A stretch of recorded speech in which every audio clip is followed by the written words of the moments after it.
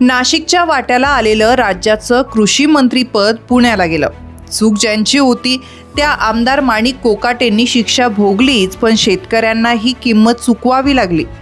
बरं, जे खुर्चीवर बसले आहेत ते मंत्री दत्तात्रय भरणे यांना नाशिकचं वावडं आहे की काय असं इथल्या शेतकऱ्यांना वाटायला लागलंय।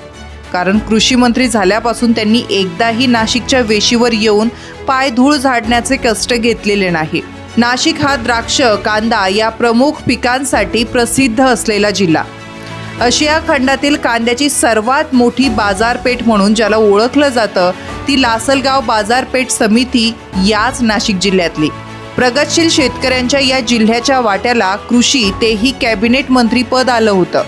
आपल्या बेधडक वक्तव्यासाठी प्रसिद्ध असलेल्या आमदार माणिकराव कोकाटेंना या कृषी मंत्रीपदाच्या खुर्चीत बसवण्यात आलं होतं। छगन भुजबळांना रिकामं ठेवून मंत्रिपदाची खुर्ची मिळाल्यानं कोकाटेंना आकाशही ठेंगणं झालं होतं।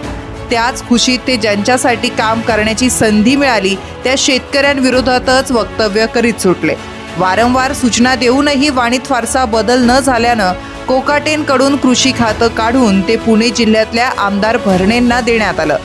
खातं दुसऱ्या जिल्ह्यात गेल्यानं चूक कोकाटेंचीच असली तरी त्याची किंमत मात्र शेतकऱ्यांना चुकवावी लागली। दुसरीकडे भरणेंनाही नाशिकच्या शेतकऱ्यांचं वावडं आहे की काय असं वाटायला लागलं। कृषी मंत्री झाल्यापासून त्यांनी एकदाही नाशिक जिल्ह्यात पाय ठेवला नाही। गेल्या 4-5 दिवसांपासून यूथ फेस्टिवल मैदानावर भव्य दिव्य कृषी कुंभ भरवण्यात आलाय। शेकडो नाशिकमधील नव्हे तर पर जिल्ह्यातील शेतकरीही या कुंभाला भेट देत आहे।